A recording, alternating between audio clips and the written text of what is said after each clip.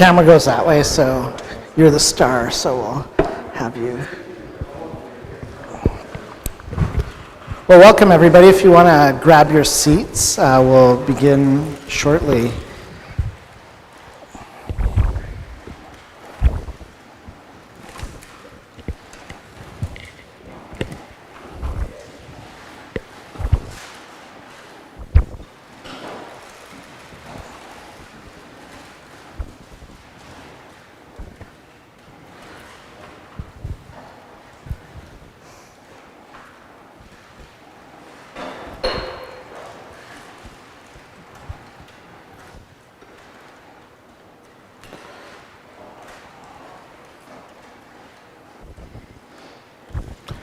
Well, welcome everybody tonight.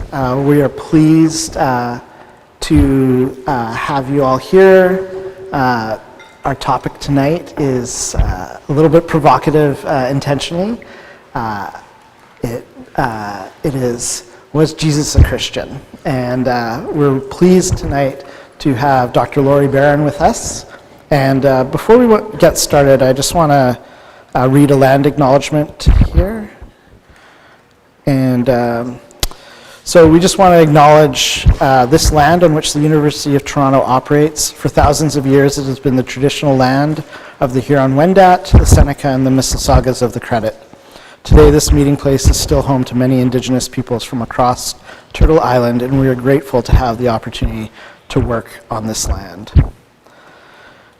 And so, as I said, we're pleased to have Dr. Laurie Barron with us tonight. She's the Assistant Professor of New Testament at St. Louis University, and her research interests are everything around Jesus and Judaism, the use of the Old Testament and the New Testament, and some of the parting of the ways between Judaism and Christianity. And tonight we're just going to explore some of those themes as we have a light conversation, and after a few minutes of chatting, we're going to open it up to some Q&A from the audience. A couple of housekeeping items.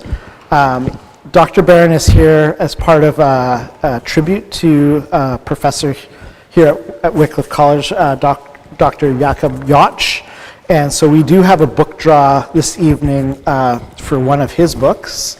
And so if you want to use the QR code, and this is a pretty important book, I would say, in Jewish Christian theology. And so if you are interested in maybe winning the book, just fill out the form on the QR code or going online.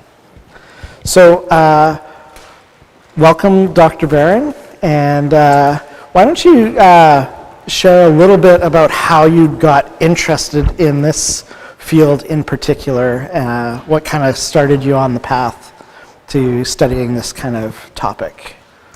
Great, thanks Stephen. Can everybody hear me? Hello everyone, it's wonderful to see you all here. Was anybody here last night as well for the lecture? I think I see a couple of familiar faces. Hi, you came back for more. Excellent. You know, if you're going to ask me, whoa, there I am. If you're going to ask me how I got involved in the interests of my academic study, then we've got to kind of go back even farther to how did I get interested in Jesus? Because that is, you know, that was not something obvious for someone from my background. So just, I'll keep that short, but feel free to jump in and ask anything that I might leave out. I was born and raised in a Jewish home in St. Louis, and appreciated all the Jewish education I got when I was growing up. I knew and understood, you know, that we were kind of different from a lot of the other people in our neighborhood who had Christmas trees. We didn't have one. But there were a lot of things we did have on holidays when, you know, when Christians were celebrating Easter. We had Passover, and in fact, that's coming up right just this next week. I will say there was a Jewish woman in my neighborhood growing up who sponsored the neighborhood Easter egg hunt. So, you know, Jews, we tend to really not have problems with Christian holidays. Jews enjoy Christmas. My mom and I would drive in St. Louis over to Candy Cane Lane, which is set up every year by Ted Drew's Frozen Custard, and you drive through the neighborhood where they have just gone crazy with lights and, you know, giant balloon decorations. And, I think for the most part, most Jews, including us, we're just happy to be in America, in a place where we can practice our religion and enjoy the fact that we get Christmas off and other Christian holidays. But we still knew we were different. I was learning Hebrew by third grade, studying, preparing for my bat mitzvah, which you may have heard of is like kind of like a Jewish confirmation. You get up and you read from the Jewish text for the first time. It was great, and I feel like I kind of have to explain to you that I had a good Jewish childhood, because there are plenty of Jewish people in my life who have asked me, well, what terrible thing happened to you as a Jew that you would come to believe in Jesus? So no, it had nothing to do with that. Everything was fine.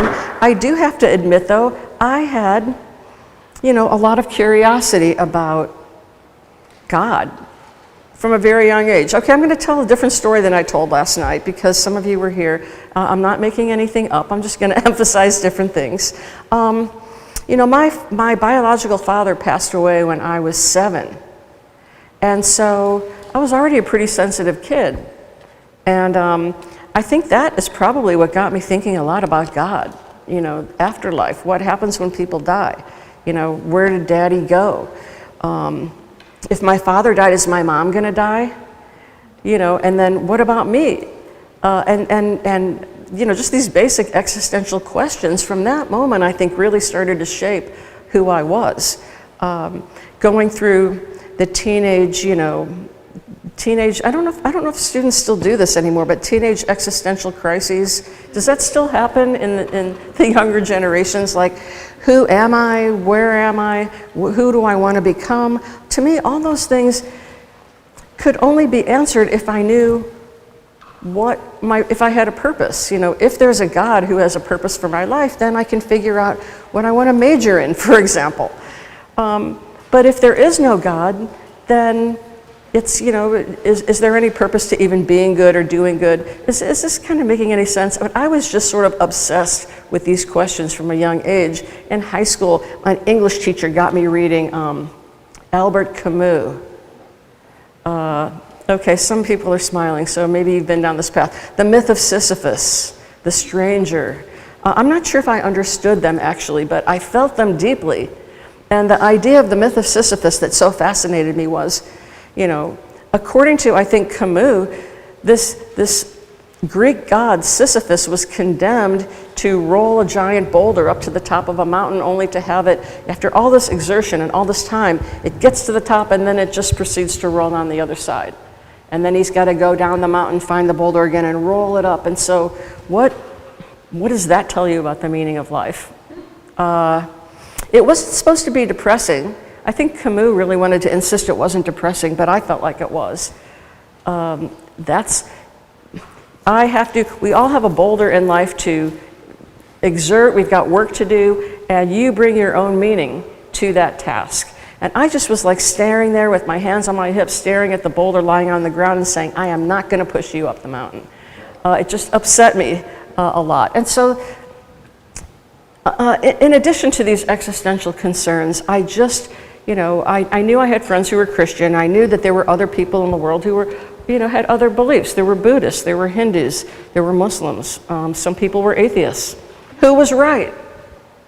I know, we live in a pluralistic world, and I didn't feel like I could say with intellectual integrity, well, maybe they're all right in their own way. I felt like I was hopelessly modern. I never have gotten to the whole postmodern mindset. They can't all be right.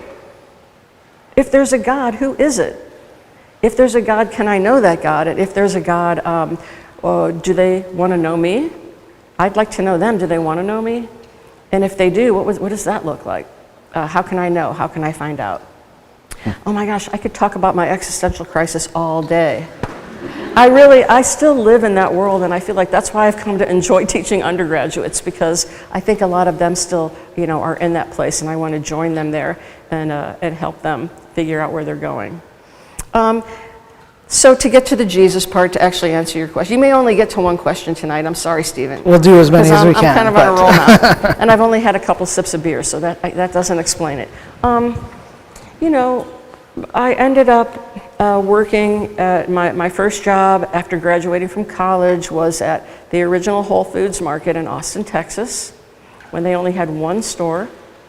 And I did all kinds of things, stocking shelves, working the cash register, and I found myself working alongside a small group of Christians, one person in particular, who kept trying to engage me in talking about God. And I was like, okay, there's something going on with this guy.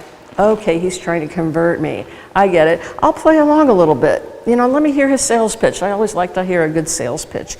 But, that wasn't even exactly right. I really sensed that he was very sincere about God. It seemed like he had confidence in his relationship with God. He knew who God was. He knew who he was. And he seemed like he knew the Old Testament better than I did, which kind of got me a little bit, this a little unnerving. Sometimes when he found out I was Jewish, he would say things, well, haven't you read in Isaiah, it says blah, blah, blah. And I was like, yeah, but I hadn't. I didn't know what he was talking about. Yeah, why are you reading Isaiah? Christian in the middle of Texas, why are you reading Isaiah? Like, that's not your Bible. And I felt something authentic there, and I thought, it's great for him. I would like to know God the same way he does. So I'm going to start going to the synagogue again. Maybe I need to become an Orthodox Jew. Anything but think about Jesus, because, Jews didn't believe in Jesus. End of story. And, there were a lot of reasons why Jews still continue to not think Jesus is for them, and a big part of it has to do with the long, I don't have to belabor this point, but the long legacy of Christian anti-Judaism theologically, and sometimes even anti-Semitism. I knew about that, so why would I want to be interested in a God that was responsible for the persecution of my ancestors? That was not appealing at all. But here was this guy showing love for the Jewish Bible, love for the Jewish people, and that made me want to read the New Testament for myself. And when I did, I talked about this last night, I was kind of surprised by what I found there. I can't explain it except to say that I felt I had kind of like a little, now they call it come to Jesus moment. I didn't know that that's what it was called back then. I just sensed, okay, this is where you belong. This is what you needed to know. This is the missing piece. And I was like, but no, not Jesus, anything but that, because I can't become one of them, and I can't go home and tell my parents I've become one of them. That's going to be really disturbing to them. But it was about truth with a capital T. If Jesus is the truth, then okay. Maybe I was wrong about him. Maybe all this teaching that I've gotten over these years, maybe we missed something. And so I ended up praying with this one friend that I had met at Whole Foods, not at Whole Foods. That would be a really good story. But he was trying just various ways. He could tell I was interested, but trying to pretend like I wasn't.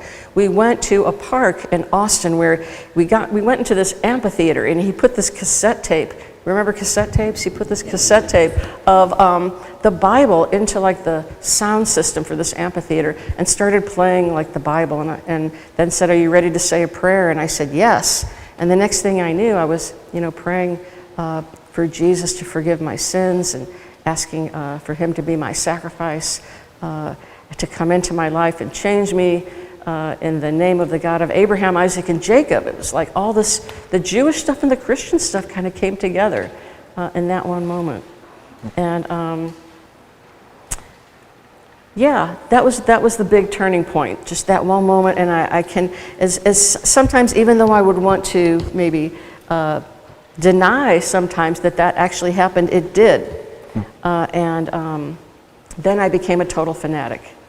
Any other fanatics in here? Anyone have like an adult conversion, and all you wanted to do was tell everybody about Jesus? Yeah, I was that really annoying friend to my parents, all my Jewish friends, and I continue to annoy people in various ways.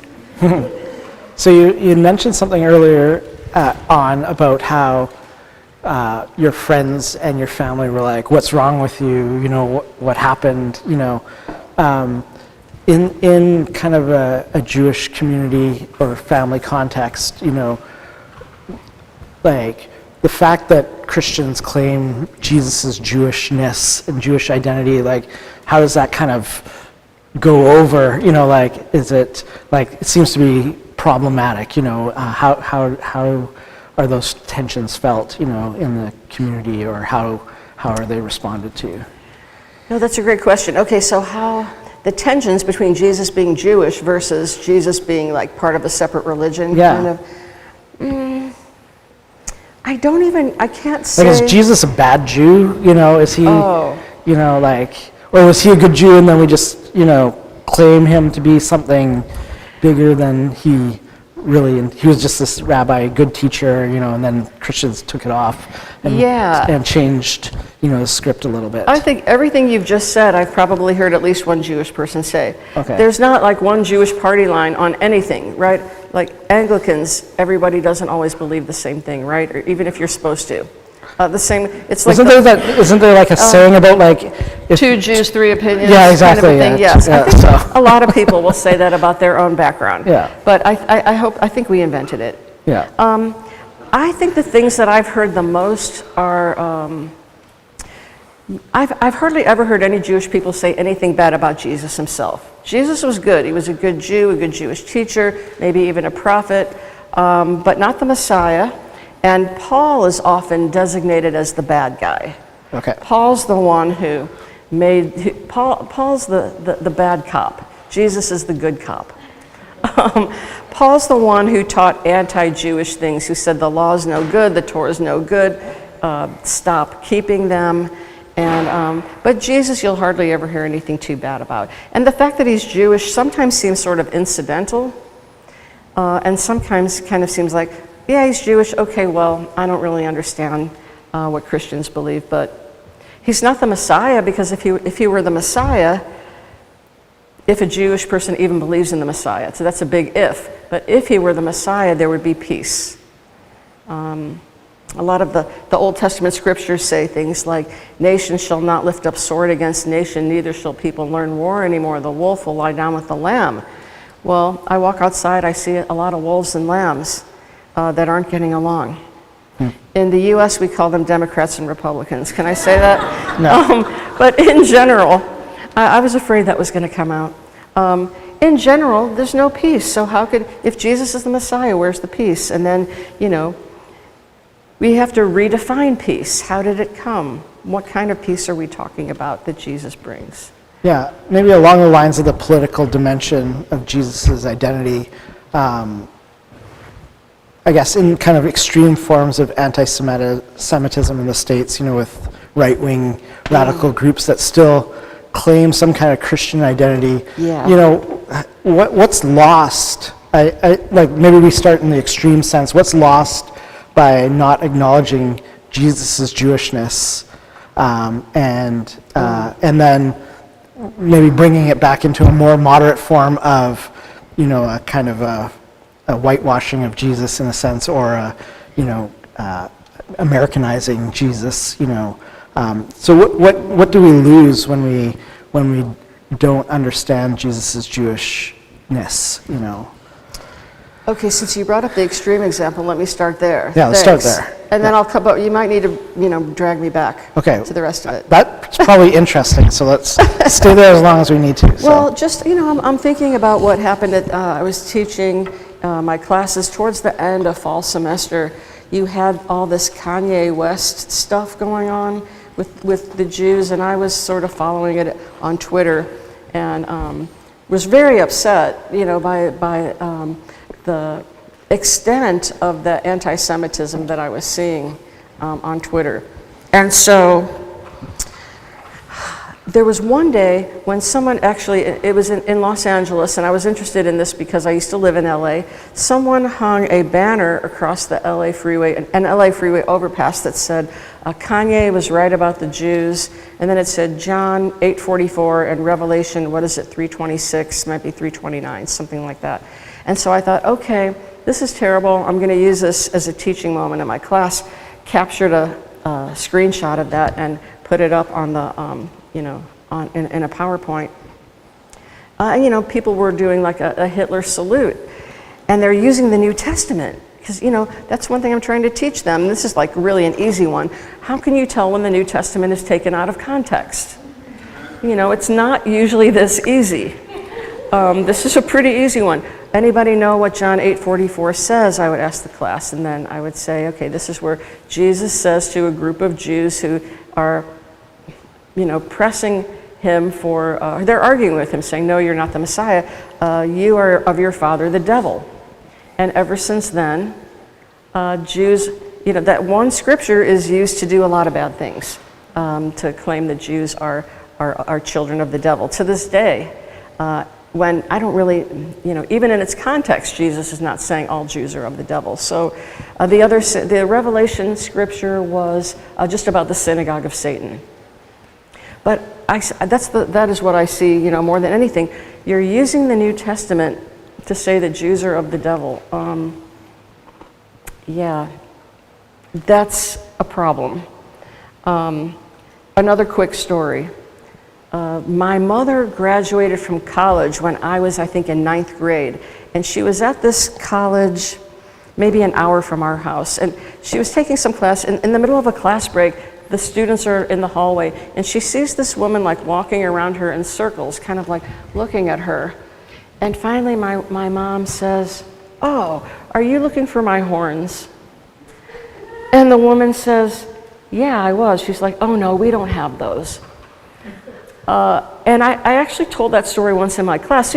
Someone had been taught that Jews have horns, and some of that goes back to you are of your father, the devil, and some of it has to go back. I think there's a statue of Moses with horns. Anyone know what I'm talking about? Okay. So a Jewish student, a 20-year-old, one of my classes, said, oh yeah, that happened to me once, which shocked me because, this is, at the time it was like 2020. I didn't think that happened anymore. So that's pretty extreme. Most people, I'm pulling myself back in now.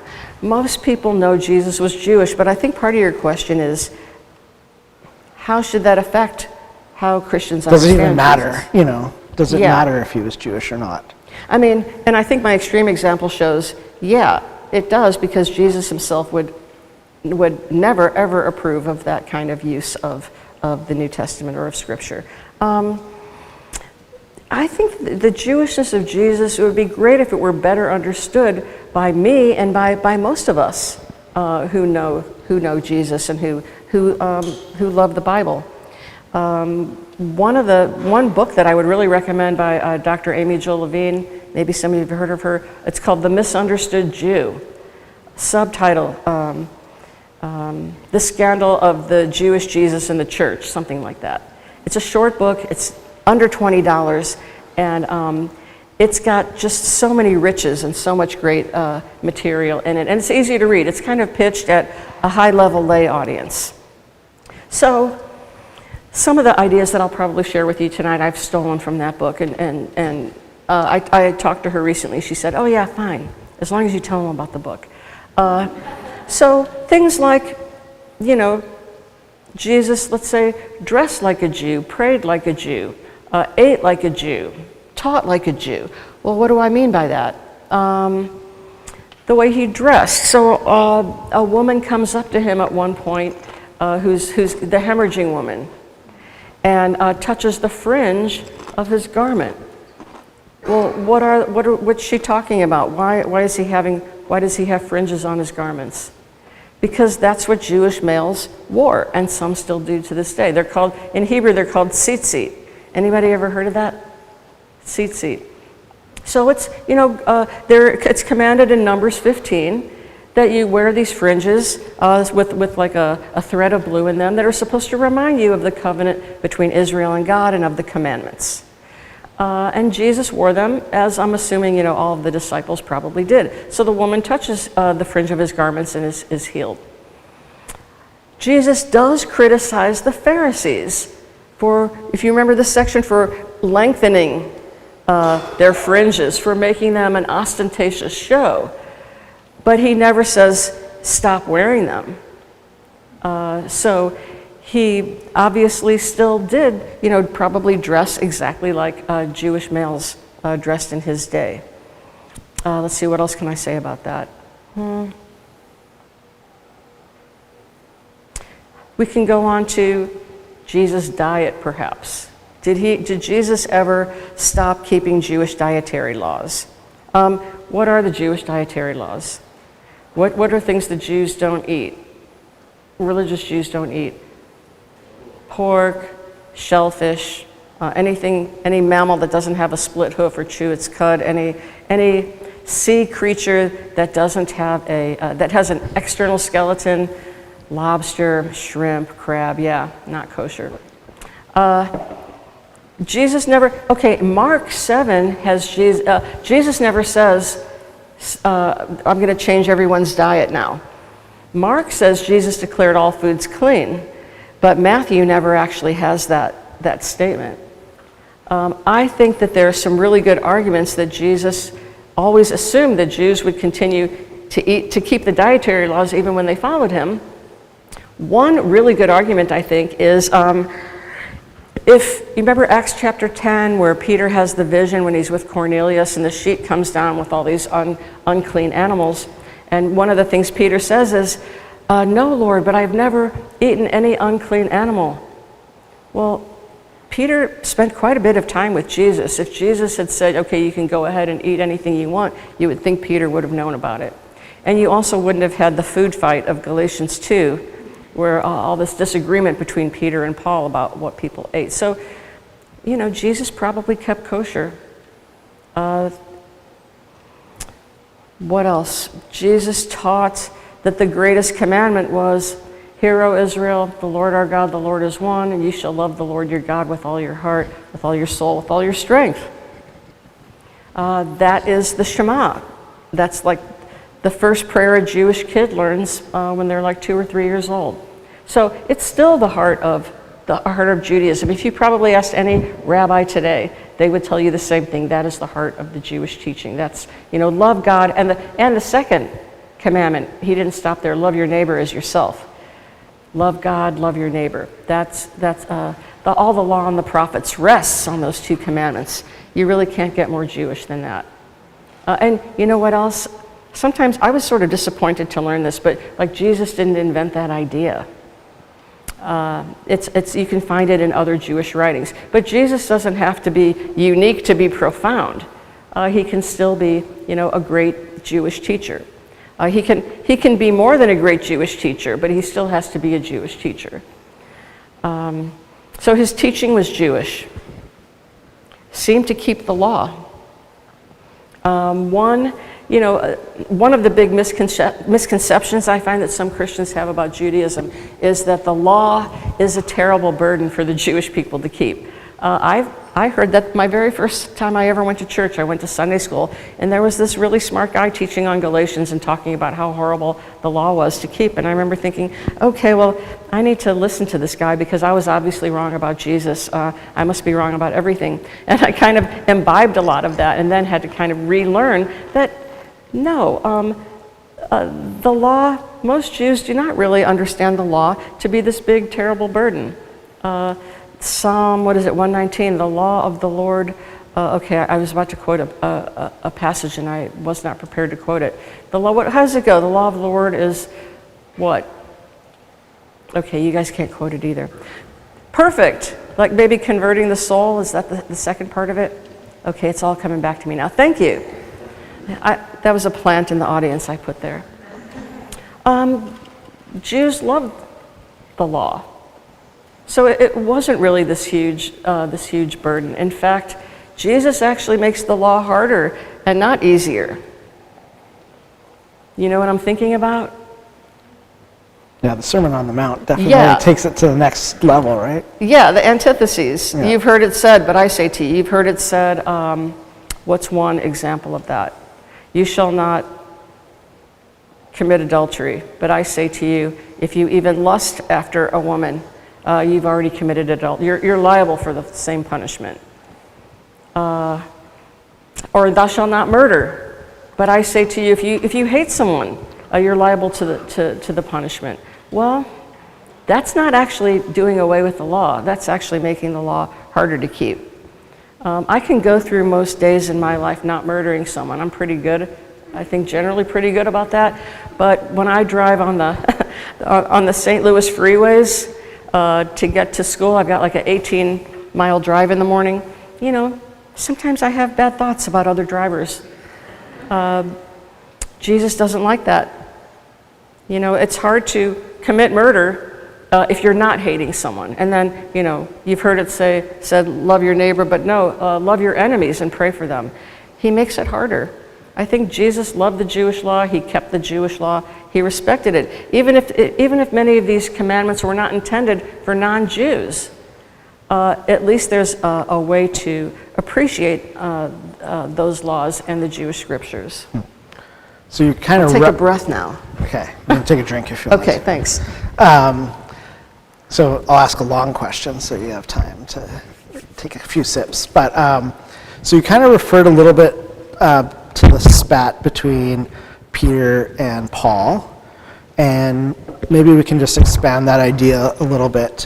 So obviously some of it was around the Gentiles being required to follow some of the kind of Jewish laws and covenantal rituals. But maybe we can talk a little bit about this idea that somehow the church and Christianity supplanted Judaism, and in some ways, in maybe the more extreme forms, it's the Jews had their chance, they missed out, and now it's time for something new, or maybe in a more generous way that, you know, this is really a fulfillment of everything that was there, but the church still in some ways supersedes, you know, kind of the Jewish covenant, and this new covenant in Christ, you know, replaces that covenant.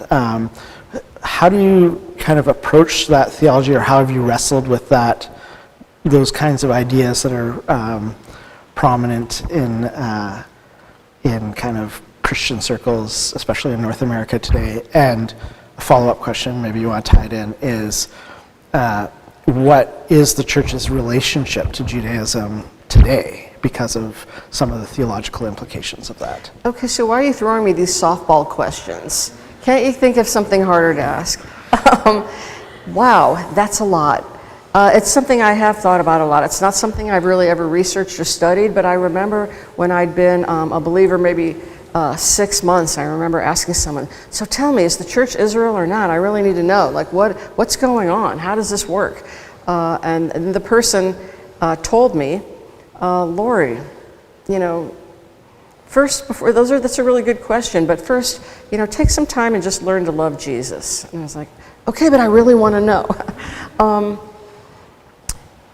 There's, I think, a lot of mystery, and this is not a cop-out because I'll get into some details. There's a lot of mystery around the relationship between the church and the Jewish people.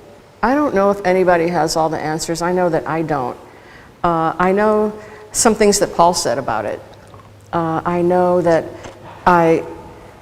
when I hear the idea that the church has replaced Israel and God's done with the Jewish people, I immediately, you know, have a visceral reaction against that idea.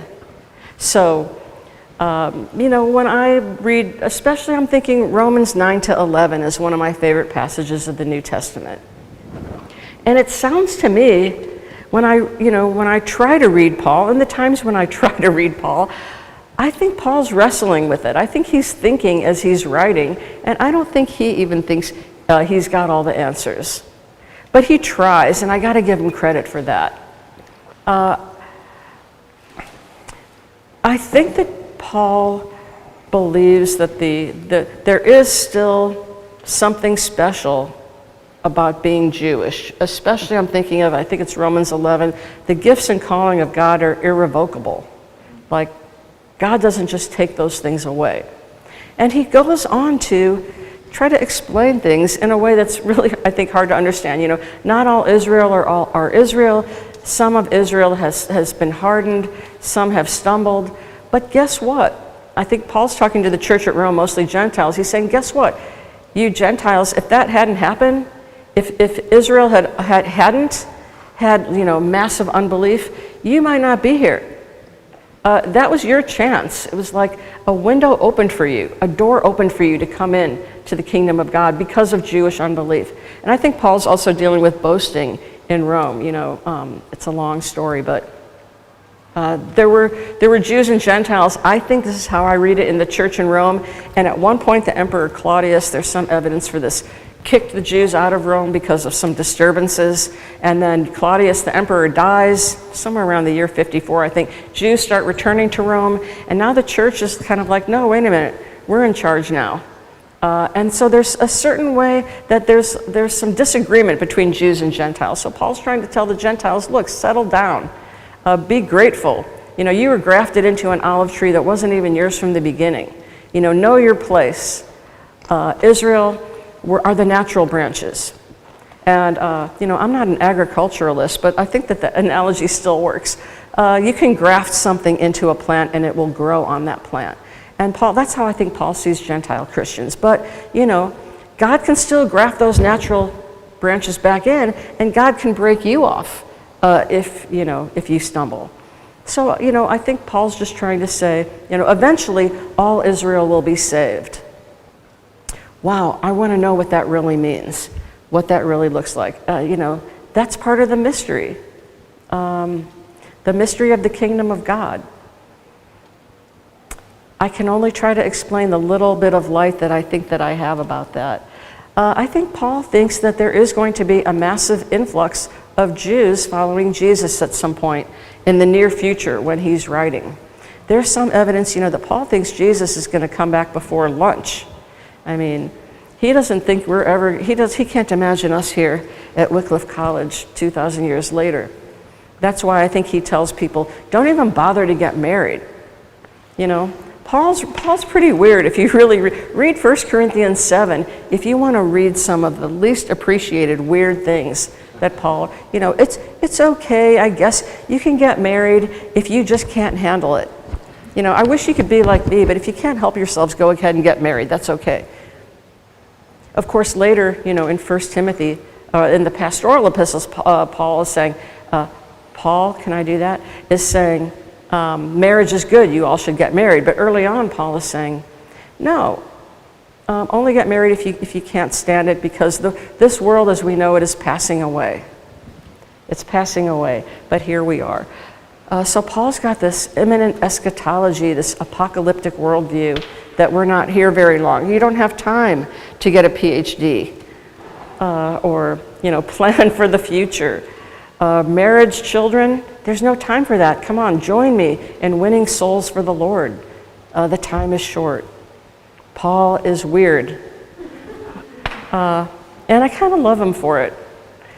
So the church is in Israel. They're related. They're not the same. All Israel will be saved.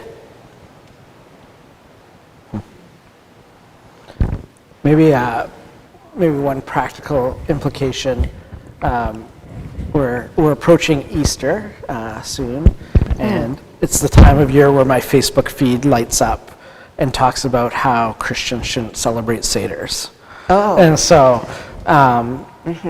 so along with this kind of replacement idea, many Christians in my kind of background practice a Christian Seder, which basically is a reinterpretation of many of the pieces in light of kind of Christian understanding of that being fulfilled in Jesus.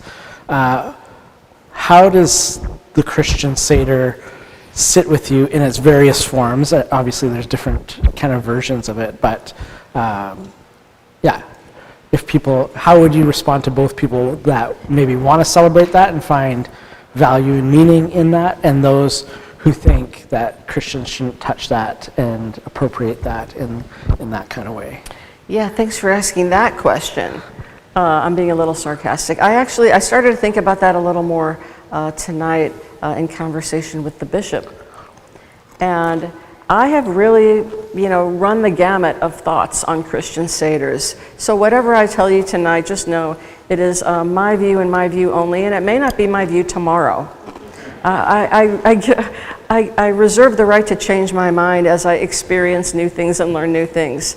You know, I used to give Passover presentations in churches, not an actual Seder, but to explain the various elements of Passover and how it works, and to show the connection to the Lord's Supper, the Eucharist. And why shouldn't Christians learn those things? I think that's a great, it's a great way to enhance your understanding of Judaism and of your own traditions. I think it makes the communion experience richer. I've also been involved in Christian Seders that were for learning purposes. Now I'm starting to think about, there's a Jewish word called kavanah, which means intention. What intention are you doing with your Seder? Do you think you're doing are you doing the actual Jewish practice, or are you doing it to learn and appreciate what your Jewish friends and neighbors do, and to understand the Jewish religion better? To me, like learning, there's nothing ever bad about learning and experiencing these things. And Passover is something that really is best understood by experiencing it. It's kind of I think, maybe Western history's first multimedia experience. Passover is something that you taste, that you smell, that you hear, that you sing. There are all these different elements involved in Passover. And it's maybe my favorite holiday of all holidays, Jewish and Christian combined, for some of those reasons. When do I think a Christian Seder might be an appropriation, or maybe something? It can seem to some people not to be respectful. If you think that you are doing the actual Seder maybe on the night of the Seder, and you are participating in that actual event, I'm really talking, and I'm having a hard time saying that there's, you know, anything really terrible or bad about it. You know, I was trying to say that celebrating as if you're a Jewish person, you know, that there is something kind of cringy to me about that. But if you're doing it in a way to learn how to respect and appreciate Judaism, that's fine. I did one time, I was in Oregon giving Christ in the Passover presentations. This is maybe 30 or so years ago. And I show up maybe on a Maundy Thursday in a small town in the middle of Oregon, and all of these people have made a Passover meal, and the men are wearing yarmulkes, you know, like Jewish head coverings, and they made like matzo ball soup, and they, you know, I felt conflicted because I thought, this is so sweet that they went to all this trouble. And at the time, you know, it's something felt a little bit weird about it, but honestly, my overall feeling was, wow, like they really put in a lot of work. Let me put it this way. I do follow some people on, I follow Jews and Christians of various stripes on Twitter, and I read some of their comments, and every once in a while I can't resist and make a little, and tweet. I've tweeted.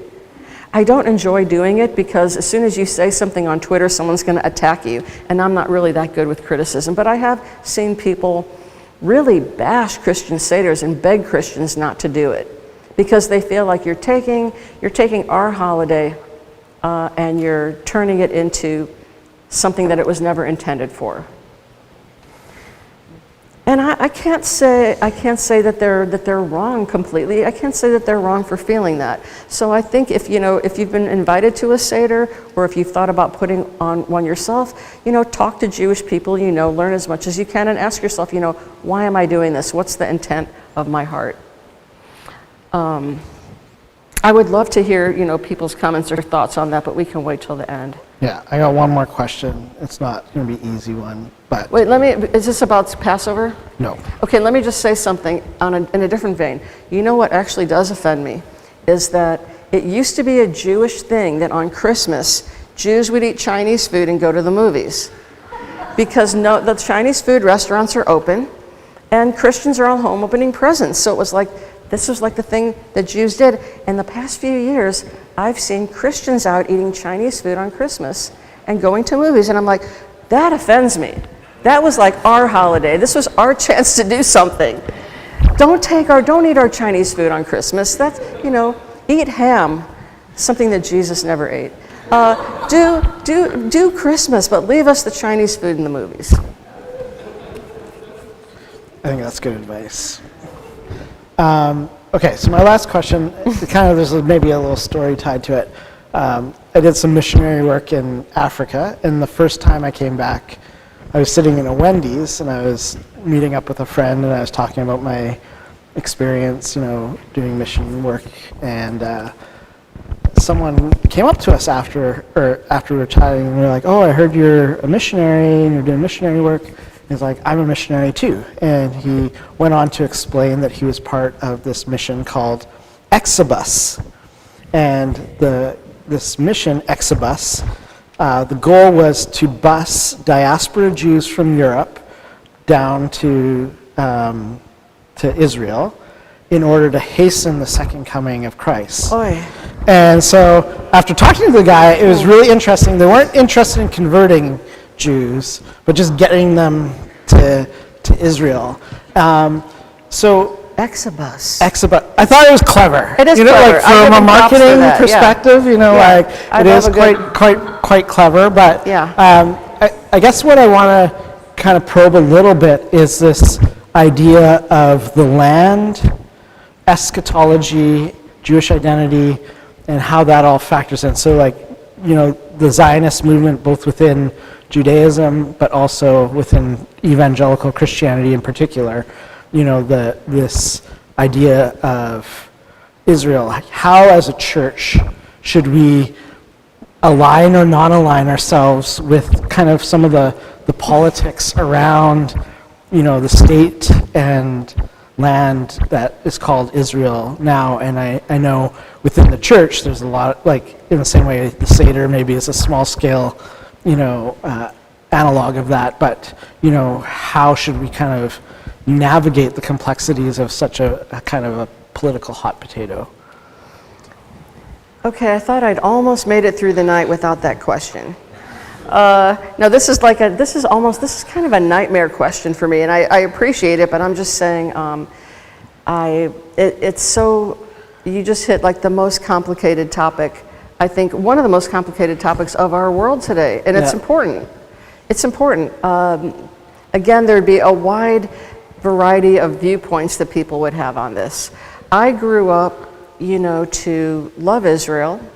Been there several times. I went as a teenager and had one of the peak experiences of my life, spending a summer there, living with an Israeli family, with a bunch of my friends from St. Louis. My synagogue had a special program. We spent the summer, I cried for weeks when I left. I felt such a kinship with the land and with the people. So it's interesting, my roommate was Jewish, and his kind of network, they felt like, it's not the real Israel because it was Christians that started it. So he had this kind of other, take on it, where it's like, no, it is our land, but our Messiah is going to bring it, not, some, people in Europe, post-war. So this would be like an ultra-Orthodox Jew might have that idea that the Messiah is supposed to bring about the true state of Israel in the land. Yeah, so he just didn't want anything to do with that because, it was... Well, and there's a famous Jewish scholar, Daniel Boyarin, who is an anti-Zionist and an ultra-Orthodox Jew, I think for different reasons. I'll just give you my one little relatively insignificant thought on that. And that is, to me, what makes me Jewish is not a political state, but the idea of justice. And that's what the Hebrew prophets, I read them a lot. Take care of the poor, widows and orphans, leave a corner of your crops for the poor. It's not all about you. We've got a social contract to take care of each other. I have, this is just me. I have problems with the way things are going over there with people I know who have been there and tell me about the injustices that are happening to the Palestinian people. And if Rabbi Hillel said, if I am not for myself, who am I? If I am only for myself, what am I? And if I can't stand for other people, it makes me think about, The people who stood idly by while their Jewish neighbors were getting put into cattle cars and sent down train tracks towards death camps. I really struggle with that. And the way that I deal with that, though, I'm being totally honest right here. The way I deal with it is mostly by not dealing with it. I'm busy. I'm a busy person. I teach, I grade, I get up every day, I worry about my mother. But when it comes down to it, I can't give that state my, unconditional support because I feel like it would be betraying my Jewish values to do it. This is just me. I'm not standing for Messianic Jews for anybody except myself when I say that. And what advice would you kind of give Christians that aren't, from a Jewish background, as they kind of get pulled in, either by, their own theological, positions or by kind of cultural forces, at play? I mean, I have a theory about this, and I may be wrong, but I think many of us who are Jewish believers want to be accepted by the Jewish community very much, and we're not. And one way that we can join forces with the Jewish community is by supporting Israel. And I'm very wary of that kind of support. I am a Zionist. I believe Israel has a right to exist as a state. I really feel like I shouldn't even be talking about this right now because I'm not an expert on the topic. But I don't think that, we can take away other people's rights and homes and lives in the process. I think the best thing I could say to a Christian is learn about what's happening. Educate yourself. Don't just listen to, quote, one side, but investigate it. Maybe even, go there. But go there, I've had friends who have gone there and stayed in Palestinian villages, Christian pastors who I know, one Mennonite pastor, a couple of Mennonite pastors. And they've come back, really changed in their views of things. Well, even at supper, we were talking a little bit about the Jewish community in Iran pre-Islamic Revolution. So, Jews have lived, peaceably, with, Muslim and Arab peoples, in past. And so maybe it's not this kind of dichotomous, future, where it's either one way or the other. What advice would you give to that man who is working for Exodus? I don't even think there's anything I could say to him. So he's trying to bring, I have trouble believing that a diaspora Jew is going to hop on that bus. Like, how many people have even done this? Do you know? I didn't follow up with him because it was more of a shocking experience. But I feel like he invested in it and had been doing it, so obviously there maybe was some traction. But I have trouble imagining that's going to work out very well for him. So I think I would just let that run its course. Yeah. For me. So I think we're gonna turn it over to you guys. So if we have the roving mic, Terry. Yes, we have an online comment, and I think this is tied to your comment that Jesus made the law more difficult. The comment thought here is, I feel like Jesus' call to love and relationship is harder because love has no loopholes like the law has, for example, the Sabbath elevator. Is that fair to say? So Terry's saying that the comment from online is that the law of Jesus is harder because love has no loopholes, whereas, sometimes the law, you can figure out ways around how to do that. So is that a fair comment? Yeah, I think that's very insightful. It is harder. Thanks for that question, online person. Oh, thank you. So actually, to follow up on that, thank you for your presentation, by the way, very insightful. So following up on that, if it is that it is now harder to keep the law, are we sort of in a state of perpetual sinfulness, if you will? Because most of us drive and are get angry in people and, all these things that are difficult to do or to avoid, being angry and, despising people, etc. So are we we're not murdering, but if we're doing these things, then if it's almost the equivalent, then are we sort of just always sinning, really? If that makes sense. What was the last part of that? Are we essentially just always in a state of perpetual sinfulness, given that these things that Jesus asked us not to do is so hard to avoid doing just by virtue of being human? Yeah, so it almost seems like, you're doomed all the time because you're going to have all these thoughts. I mean, I see a lot of Jesus' teaching as a challenge. It's not necessarily laying, oh, look, you had a hateful thought, you're a terrible person, repent. I think it's more, it helps you cultivate a sense of, if you understand that hate is the first step towards murder, let's say, and we're all going to have hateful thoughts. Everyone's had at least one lustful thought in their life. I think Jesus is pointing out the day-to-day, moment-to-moment challenge that it is to live a life pleasing to God. Like, yes, keep the commandments, but also pay attention to your heart. Sometimes he accuses the Pharisees of being hypocrites, but he also says your righteousness has to exceed theirs. What does that mean? Keep doing the things that they are doing. Keep doing the things they're teaching. But you can't, doing things outwardly without an inward response as well is empty. Does that kind of address what you're saying? I don't think he wants us to walk around feeling bad about ourselves all the time, but it does help to cultivate a sense of awareness when you know that these things can lead to the greater sins.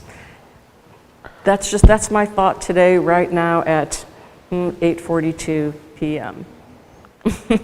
This idea of sin and law, have you read Pilgrim's Progress before?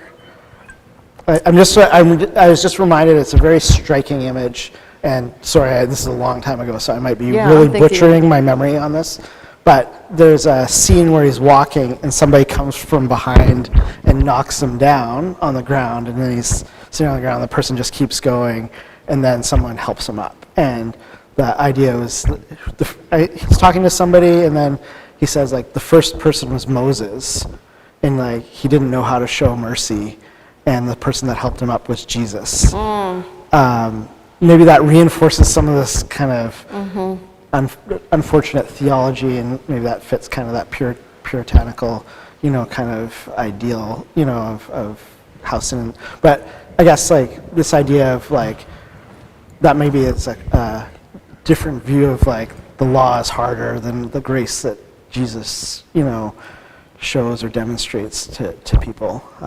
So are you also saying that Jesus making the law harder kind of contradicts that idea? Yeah. But anyways, I was just thinking about that, as we were kind of. I mean, that is a huge misconception. The God of the Old Testament is judging and kind of mean. Yeah. And wants you to follow certain nitpicky rules to the point where, you're so burdened down. And then Jesus came and introduced grace to the world, because there was no grace until Jesus came. Yeah. And yet, Judaism, the law came after redemption. Israel was redeemed from slavery in Egypt, and then the law was given as a way to maintain the relationship. Jews don't keep the law to earn, let's say, a place in heaven. Read Hosea, right? If that's not an image of mercy and redemption, I don't know what it is, right? Yeah, so. Even there's a saying in the Mishnah, a rabbinic book, a book of rabbinic sayings and stories and arguments that was told, that was codified in like the year 200, that talks about all Israel has a share in the world to come. So Jews don't live in this fear that, if I don't keep the Torah perfectly, I'm not gonna end up in heaven. I mean, really, I've hardly ever heard Jews talk about heaven. It's really more of an emphasis on the here and now. Yeah. So you spoke very well about how Jesus was Jewish, But my question is he still Jewish? Oh, if he's not Jewish, what is he? But is he Jewish now? Why wouldn't he be? I'm doing a very Jewish thing. I'm answering a question with a question. But if he's not Jewish, what is he? Or is that your point? Well, right now, is God the Son still Jewish? If he's not Jewish, what is? Yeah. Are you saying, is he Christian? No. Does he transcend the bounds of Does his he transcend- ethnic Yeah. Oh, context that he incarnated into? I have no idea. I don't know. Someone asked me that 40 years ago. Oh, and they did? so What did you say? I said yes. Yeah, that's my inclination is to say, I want to say yes, but, It's a provocative question, but Yeah. you spoke, because I thought of it because you spoke very well about how he was Jewish. I see. And now, so my question was more metaphysical, I guess. Is he still Jewish? Well, how about, was he Jewish if he was when he was the Logos? In his pre-existence, was he Jewish? Yeah, I mean, is there a biblical metaphysical reality? I never use the word metaphysical, but I thought I'd throw it in there. I may not even be using it correctly.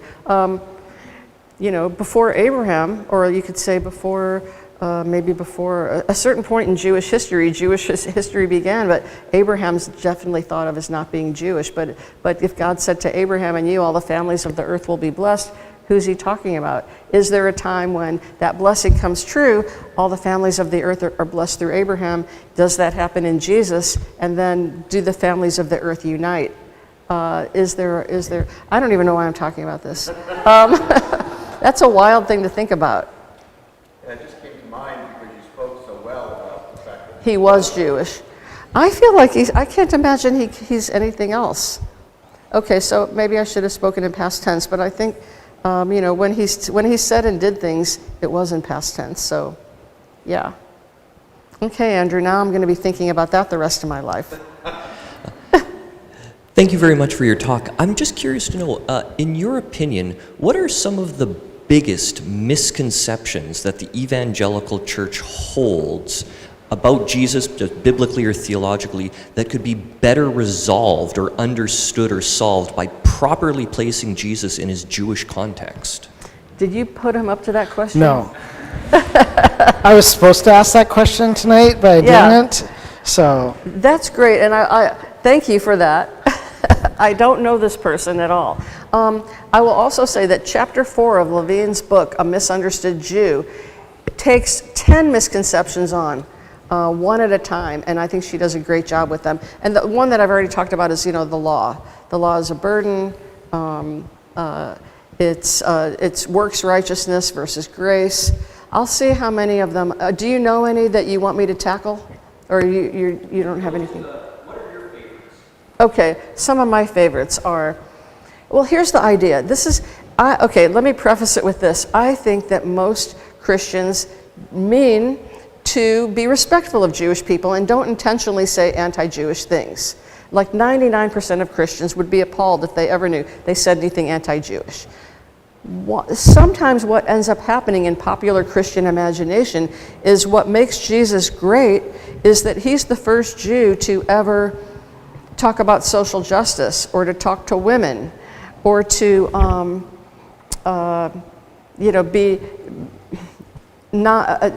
enact nonviolent resistance against injustice, things like that. So Judaism then becomes the negative foil against which Jesus becomes like the answer. Jesus is the answer.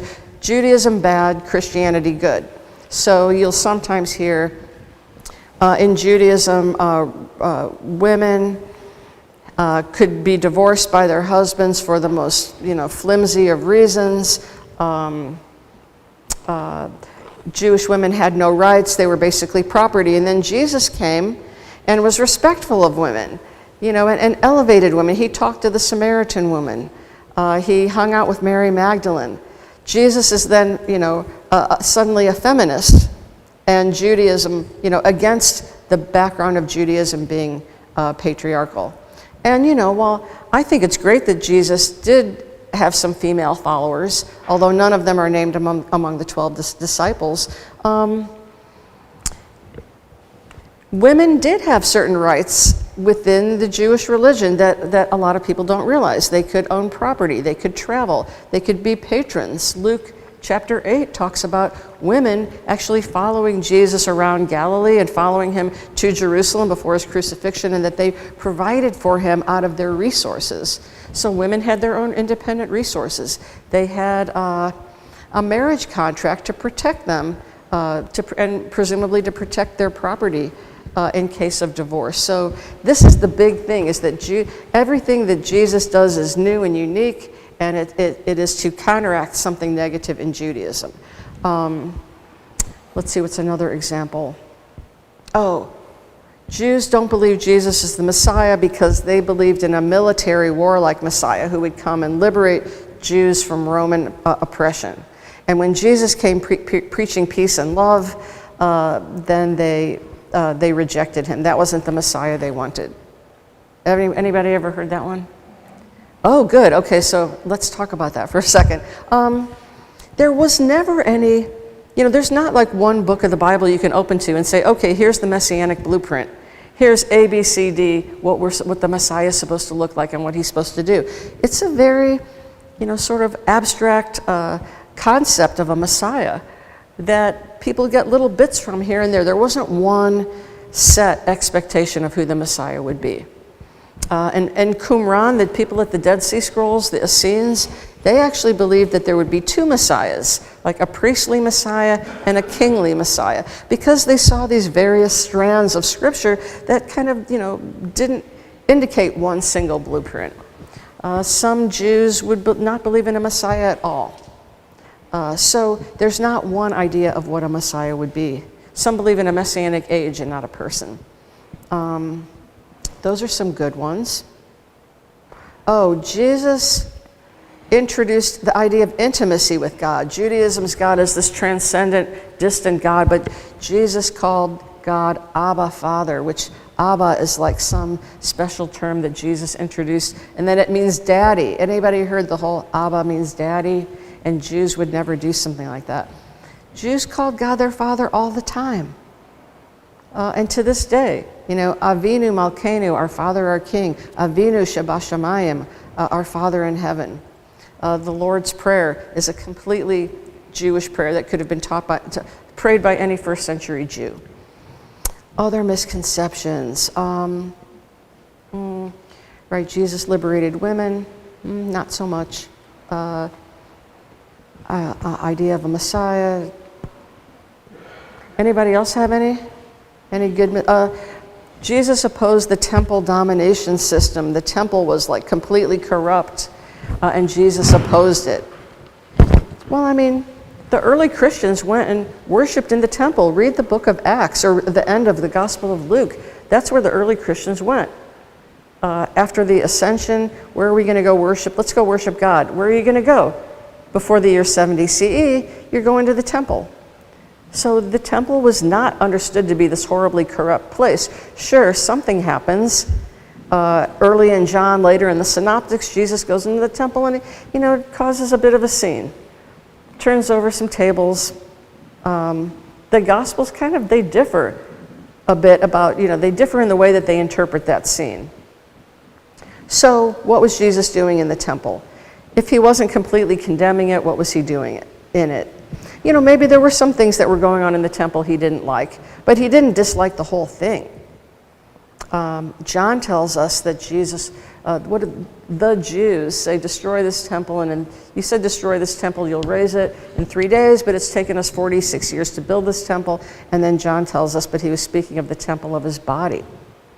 That's like a dun-dun-dun moment. It's a mic drop moment. Right, John wants us to know that the location of God's presence is now to be felt in Jesus and not in the temple, but at that point the temple's already destroyed. So, temple isn't bad, the law's not bad. Jesus really not so much of a feminist, but, you know, he did what he could for his time period, I think. And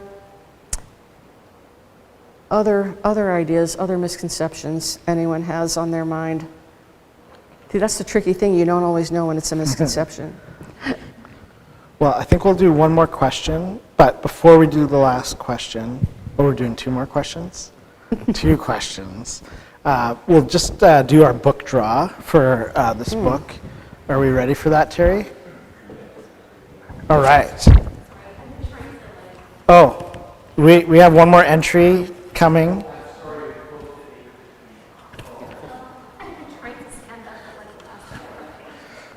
Next time.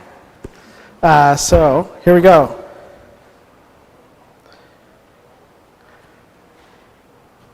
All right, here comes the book draw. We got our names coming. Who's going to win? Who's excited tonight? Marissa Gatto. Is she here tonight or online? Online. So we will mail you this book. Terry will be in touch. Nice. Great. So we're going to do 2 quick questions, and then we leave the hall open. Lori's going to stick around for a little bit, grab some more to drink or eat, and we'll go ahead with Tom. Okay, thank you. Thanks, Lori, so much for this. I'll try to be concise with this. So, as a Gentile, I am grafted in. As a believer in Jesus, I'm grafted into that olive tree. And just going back to the conversation about the Seder and people, Christians celebrating Seder who are not ethnically Jewish, I kind of think there's I've never celebrated a Seder, but what I understand about the ceremony and the meal, there's the us and the we language that is the continuity from the original Exodus to like this is our story. And as a believer that's been grafted in, I've been thinking lately about, okay, so the patriarchs, then is that kind of my story? Because I've been grafted in, the Bible uses adoption language. So in a sense, am I kind of an adopted Jew as a believer in Jesus?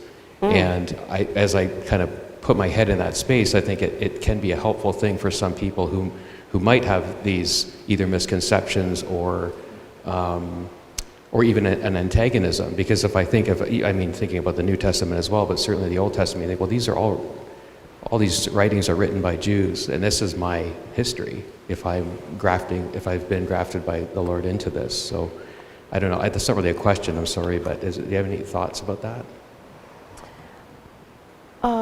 I think that's a great point, and you went back to the Paul Romans olive tree analogy, and so yes, I believe that Christians are the legacy of Israel is the legacy of both Jews and Christians, and of Jewish believers in Jesus and Gentile believers in Jesus. I think that's part of what you're saying. And some of my own Jewish people may not understand that. But I think it is part of the promise to the Jewish people that in Abraham all the nations of the earth will be blessed. And so I understand what you're saying.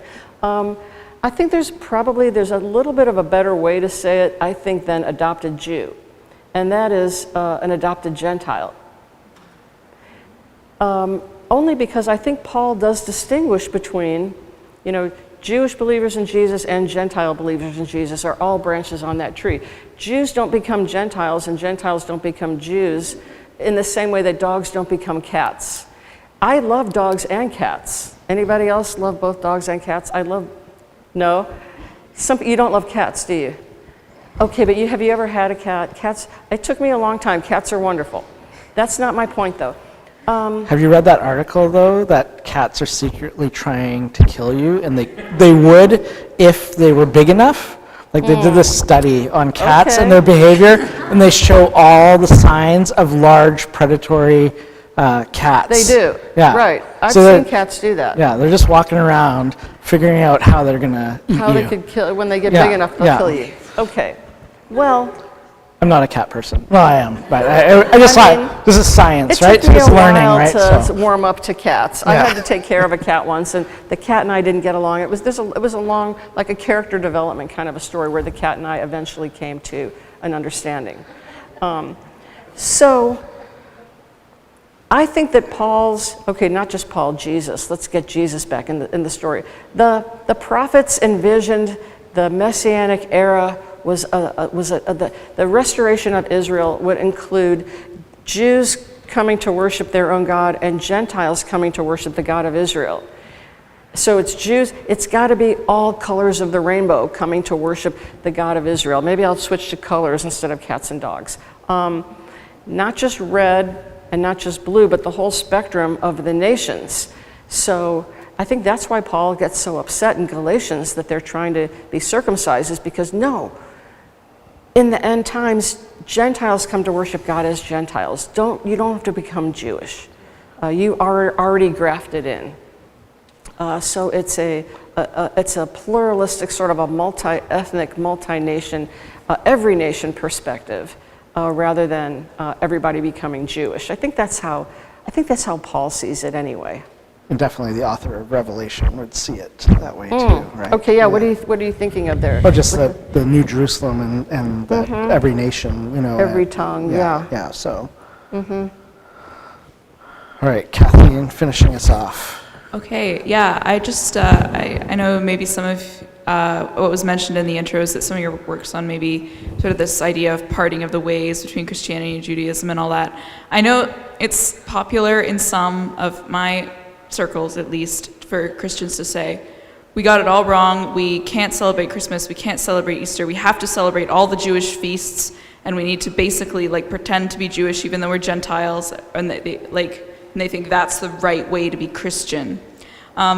Is there any responses or ways to engage in conversation with those folks who have this belief, and maybe what are some of the ideas that may be founding some of those beliefs? Yeah, I guess that's just my question. How might you respond to people who have that idea? Yeah, and I thank you. I've also heard, some Christians don't necessarily want to celebrate all the Jewish holidays, but they don't want to celebrate some of the Christian holidays, like Easter has origins in whatever pagan holiday of the moment that is under discussion. You know what I mean? Or Easter, some of the Christian holidays were related to pagan holidays and then Christianized. But that's a different issue, I think, than what you're saying. They actually want to all. I think, it comes back to, this is too simple of an answer, but I kind of want to say be who you are. If you're not Jewish, don't try to become a cat. I also want to say that it's not bad to learn about or to celebrate the Jewish holidays, but the Jewish law, this is actually an important point. Okay, the Jewish law was never designed for non-Jews to keep it. There are some Jewish laws that are only for Jews. So I think it's in a sense outside of the spirit of the law itself for non-Jews to try to keep the law. Or to, I realize Jewish holidays are more than just the law. And there are more, I'm wondering also where they draw the line. I think that's interesting. Are they also keeping Jewish dietary laws, things like that? They're trying to do all that. I think it also comes back to, kind of maybe a basic question is, what does it take to have a relationship with God? I wonder sometimes if people are trying to work too hard, will I please God more if I do this, this, and this? And that's really hard for all of us. I think there's a basic way that we often don't, just sit back and appreciate that relationship is already there. Does that make sense? Is God going to love you more if you celebrate all the Jewish holidays?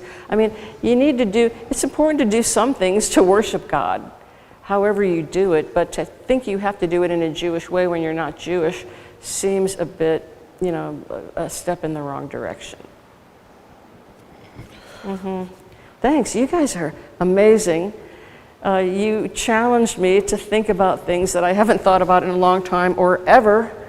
And I'm happy to stay in touch with you all. I'm happy to give you my email address if you ever want to write with questions that you didn't have a chance. I wish I could spend some time in conversation and get to know all of you. Thank you so much for letting me be here with you tonight.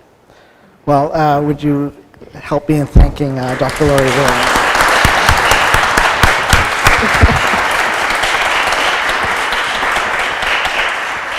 And again, have some more drinks, have some popcorn, stick around. Thank you for coming out tonight. Thank you, Stephen. You guys made me sweat a couple times. Do our best. That was great. Hold on, let me take this off. Yeah, well, the Israel question. Oh my gosh, it's so hard. I know. I really am. Maybe I should have said this more definitively, but I'm kind of appalled by Christian Zionism. It's like, I love Israel, but I'm so devastated at the way things have gone over there. You know, real people are being really hurt. Yeah. And I can't watch that happen and say that's okay because I'm Jewish. Going on Moses' horns. Oh, yeah. In the medieval period. Okay. Moses is freaking out the picture. Okay. And I think the reason is because The rays. in the Exodus story, Oh,